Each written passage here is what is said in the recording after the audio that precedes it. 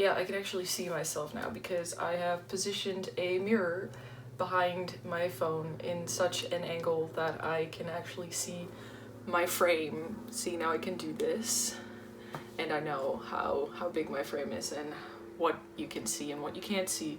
Just so helpful, and I'm so happy, and it's so great, but I might get distracted by it, so just bear with me. I'm still figuring all of this out.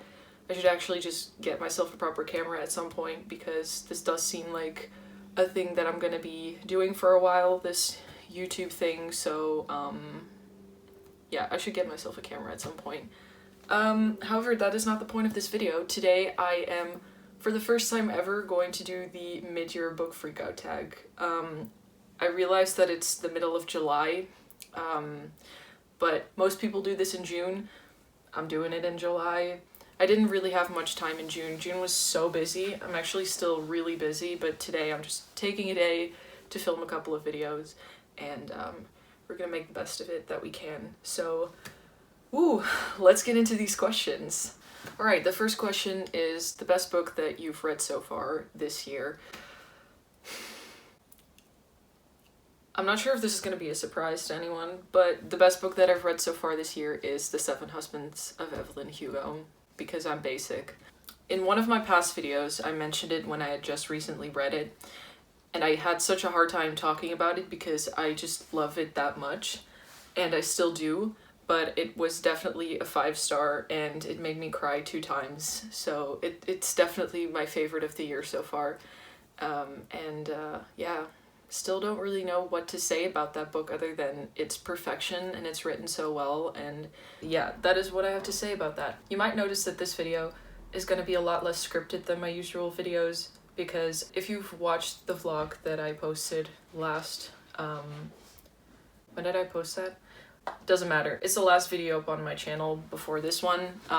If you watched that, which I'm not expecting you to have watched that because it was endless and just a lot of me complaining, I said that I felt like most of my videos were a bit too boring because they were also scripted, and that makes me boring. So I'm trying to get out of that. But yes, Seven Husbands of Evelyn Hugo. Favorite so far of this year. We're gonna see if another book will be able to top that, but I'm not sure. I'm not sure if anything will come along that is gonna be better than that. I think that's one of my new all-time favorites, to be honest. And yeah, that does make me a little bit basic because it's a very popular book, but it's a popular book for a reason. Some books, they're popular and you're like, y'all really have no taste, do you? But then there are some popular books that are popular definitely for a reason. Yes, that's that. Question number 2, the best sequel you've read so far. I'm currently in the middle of a sequel, but the only sequel that I've read and finished this year is Lair of Dreams by Libba Bray. I've talked about this one before too, but it took me a while to actually really get into the story. I had to switch from the ebook to the audiobook because I couldn't focus on the ebook. I don't know, The Diviners is a really popular series, but I'm having a hard time getting that into it. That might just be something with me. The whole historical vibe of the 20s really appeals to me, but I don't know what it is. I'm just having a hard time with that series. Maybe it's just because I wasn't in the mood for it when I was reading it. So that could be it. Yeah. It's the only sequel I've read. Not the best.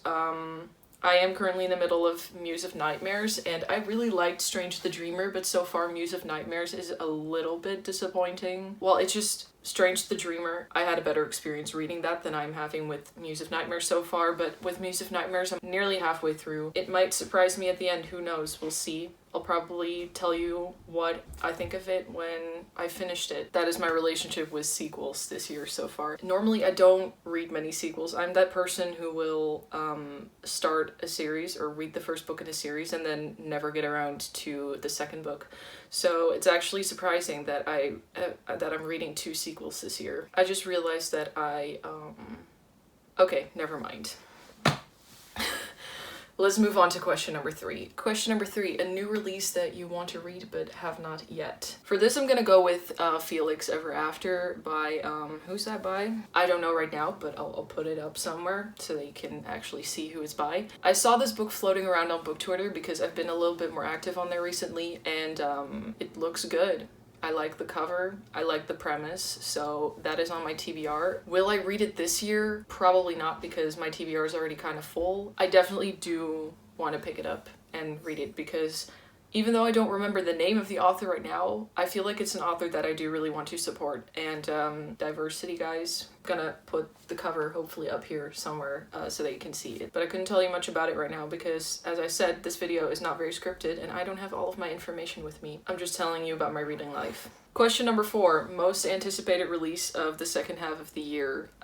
This is definitely Hollow Pucks by Jessica Townsend. Third book in the Nevermore series. If you've been here for a while, you probably know that this is kind of my favorite series at this point. It's a really, really nice and just wholesome middle grade series that I am absolutely in love with, and I am so excited for the third book. I can't tell you.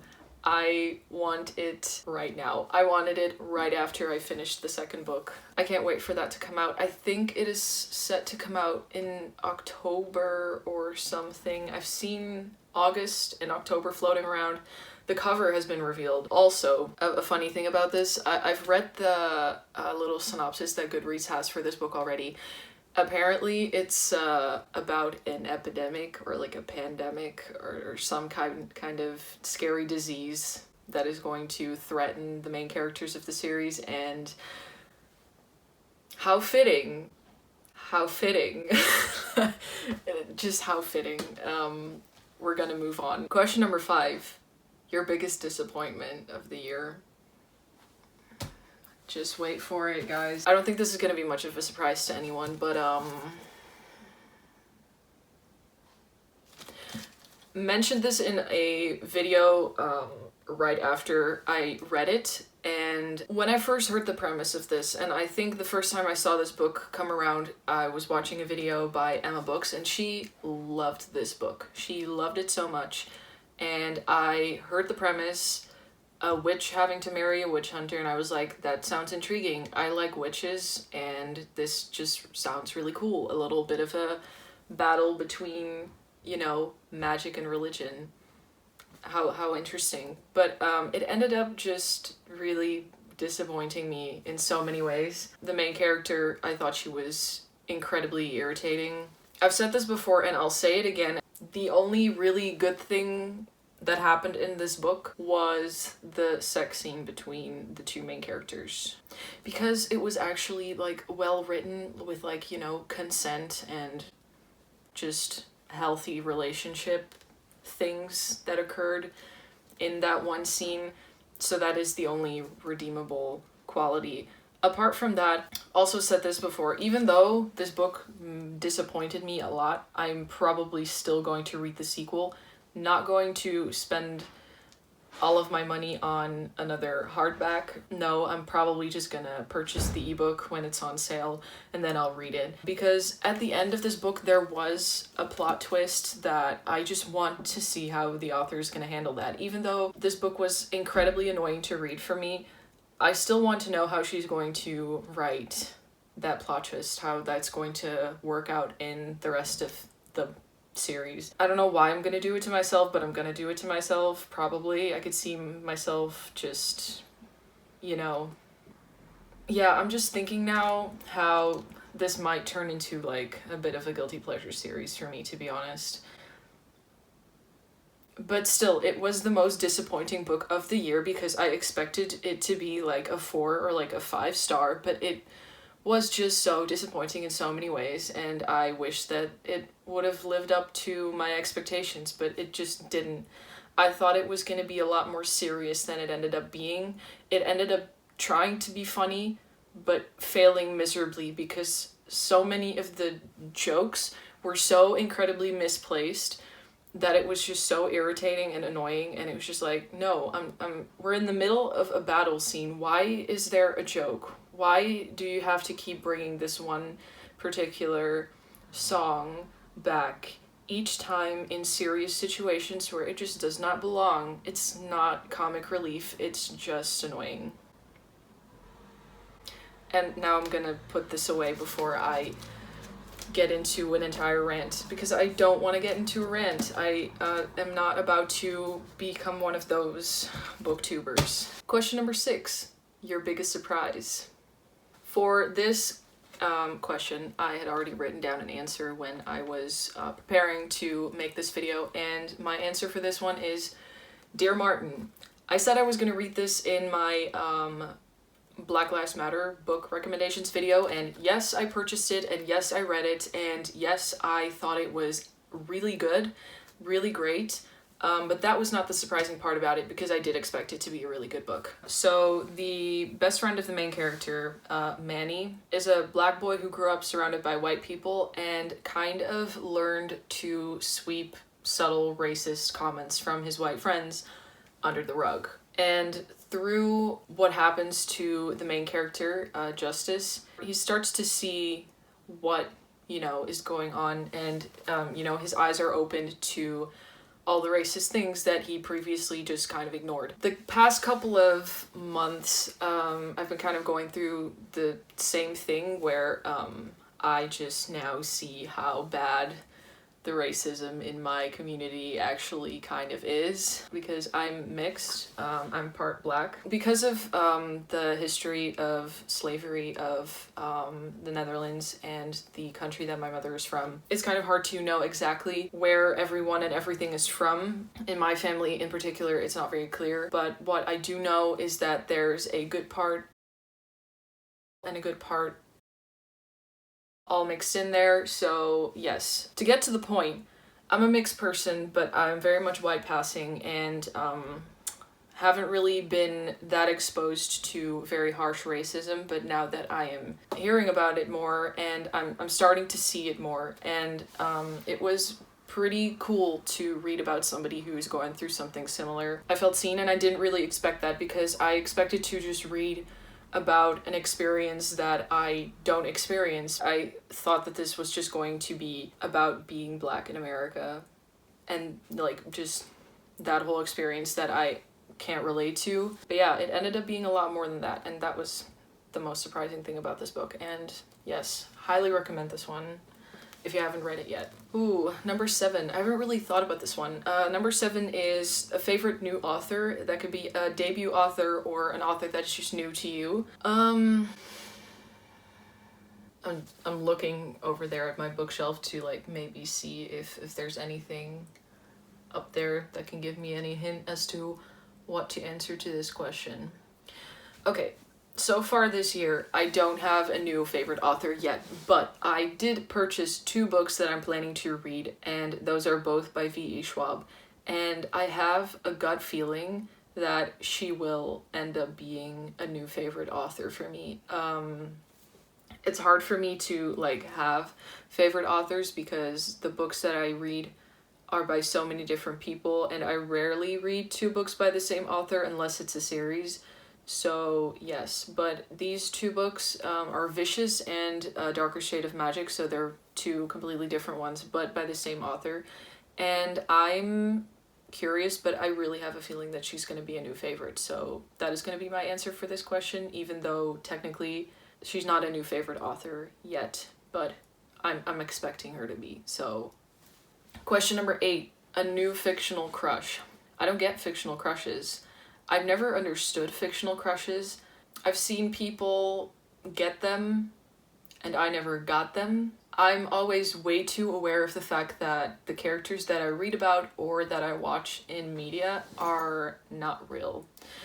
I will have favorite characters, but I'm never one to get so invested that I end up feeling like I have a crush on them. If I had to pick one, I'm gonna have to pick Evelyn Hugo, because she's great and I want to be friends with her. But that's it, I want to be friends with her. I wish she was real. Like, I wish she was real. I wish I could like actually watch the movies that she was in, but She's not real. I feel like I'm repeating myself from the last time that I talked about this book in another video, not earlier when I said that it was my favorite book of the year so far, when I got into this whole thing about her not being real, but me really wishing that she was real. Because I feel that still to this day, every time I talk about it. So I try not to talk about it because it just kind of depresses me. Okay, so yeah. Let's move on to the next question because it really makes me sad that Evelyn Hugo is not real. And my phone stopped filming because my storage was full, but I freed some of it up. So we can move on to question number 9, which is, what is your new favorite character? And literally just answered that. It's Evelyn Hugo. That's my new favorite character of this year so far. And yeah, so that's where we're gonna end that, because number 10, a book that made you cry. The 7 Husbands of Evelyn Hugo. Question number 11, a book that made you happy. All right, here we go. You're gonna love this too, trust me. It is Bloom by Kevin Panetta and Savannah Ganuccio. Last time I talked about this, I felt like I was butchering her last name. Still feel like I'm doing that, but might not be. Who knows? This is a graphic novel about 2 boys who work in a bakery together and fall in love. And it's adorable and it made me feel very happy. And if you just need something to read in one evening to make you feel like life is still worth living, then this is probably the one. It's not perfect. It's not profound in any way. It's just sweet and it just fills you with happiness. So this book made me happy this year. Read it. Also, the art style is just really cute. It's really, really well done and I like it. I like it a lot. So yes, definitely recommend this if you're feeling like shit, if you've had a terrible day and you just need something to make you feel nice. Question number 12. The most beautiful book that you've bought or received this year. Okay, here we go. Get your pitchforks ready. Yes, I know. I've read everything. I've seen everything. I've read the article. I've seen the tweets. I know what's going on. But I could not resist. Actually, though, I bought this before I saw all that. I purchased this before I saw what was going on with this author. And now I'm going to explain to you why I have not burned this or thrown it away and why I'm actually still planning on reading the rest of the series and buying the rest of the books. But please hear me out. Before you, go into the comments or dislike this, hear me out, please. When it comes to Harry Potter, I'm not a person who read this as a child and has all of the nostalgia, so that is not a good reason for me to be still purchasing these books. The thing is, the only reasons why I am still purchasing these books or have not decided against probably purchasing the next one in the series and reading it is for very shallow and selfish reasons. Do I support and condone anything that the author of this series has said or done? I absolutely don't. Obviously, I don't agree with that and I don't condone that. I've read the first 3 books in the series and I really enjoy them and I really want to keep reading them. I don't want to let what the author does get in the way of me enjoying a story. And that gets into the whole debate of, can you separate the art from the artist? Personally, I can. If other people can't, that is fine, and they have good reason to not separate the art from the artist, because obviously there are some things about this series that show the views of the author on certain issues, and those things are problematic, but I'm still gonna be reading this. If that makes you want to drag me on Twitter or leave this video right now and leave a dislike and never come back to my channel, that's fine. This is my channel. I get to do what I want, and if you don't like it, then you can leave. And there will be no hard feelings, because yes, I understand why people are burning their Harry Potter books, and yes, I understand why people don't want anyone to financially support this anymore. But I really enjoy having these pretty books on my shelf. It just makes me feel happy. The books themselves, to me, are not tainted by the things that the author has said. I'm sorry if that hurts your feelings. It's my decision. I might change my mind in the future. We'll see. I'm a human. I can change my mind.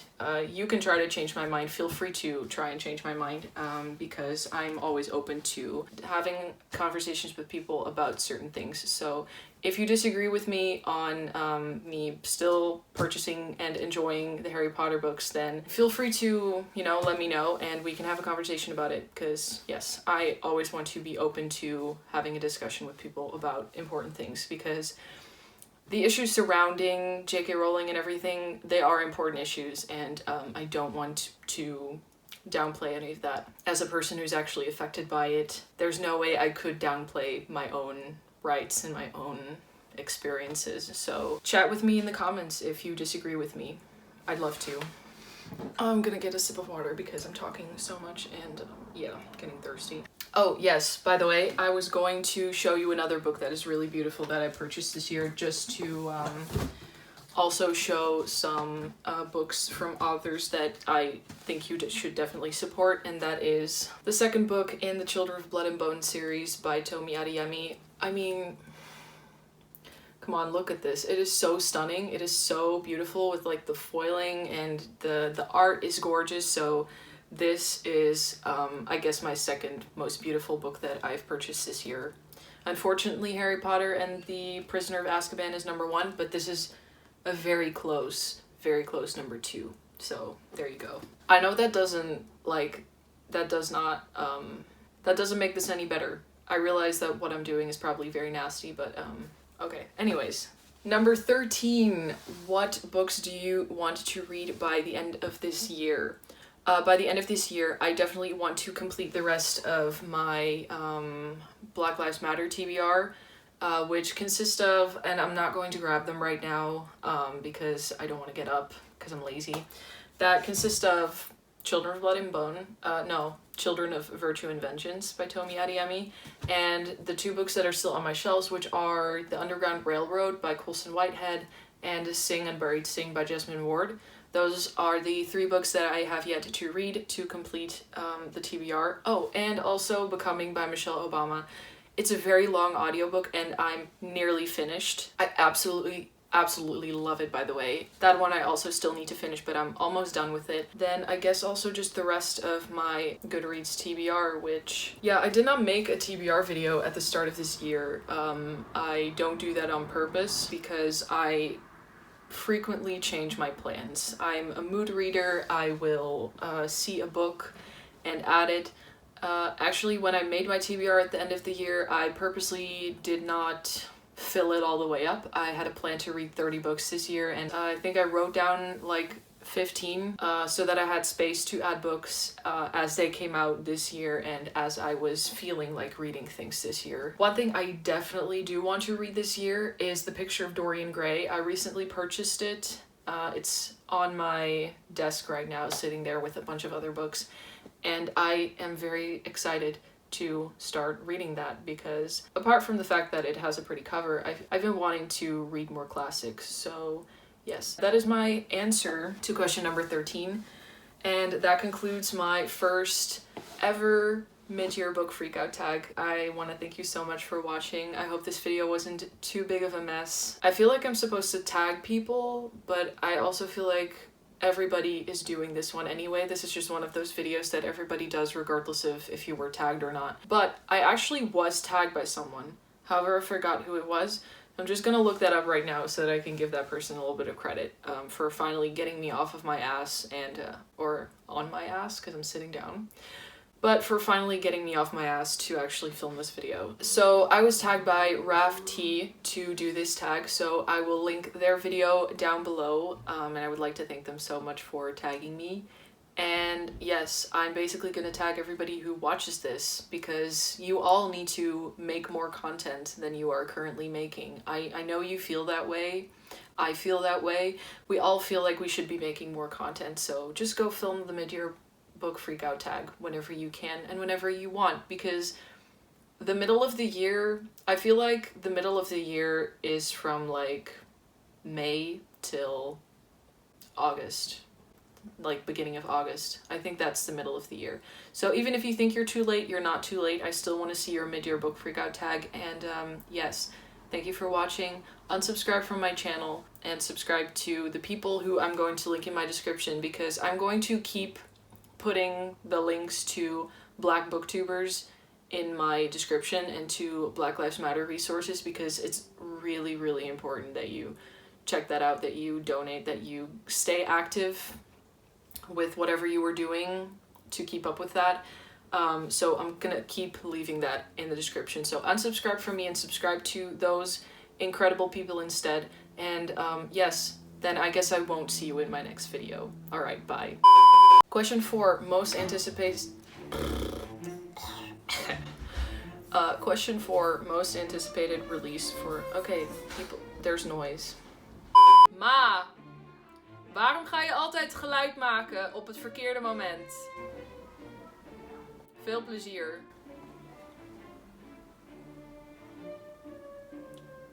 Aight. Yeah, that was my mom. The best friend's main character... Wow. The main character's best friend, Manny, is a black boy who grows up surrounded by white people. Honestly, they both grow up surrounded by... No, actually, this is what happens when you don't script your videos. Or script them, but then forget everything that you were supposed to, say. Why do I always leave my window open? Why? Seriously, why? I should close it, but I never do. This is such a mess, but it's fine. This channel is supposed to be a mess. I said that at the beginning.